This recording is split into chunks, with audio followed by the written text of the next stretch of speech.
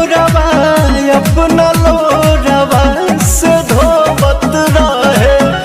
गेहूं के संगे संगे देखो अब तो धुन पिसाता, अंगना में गहना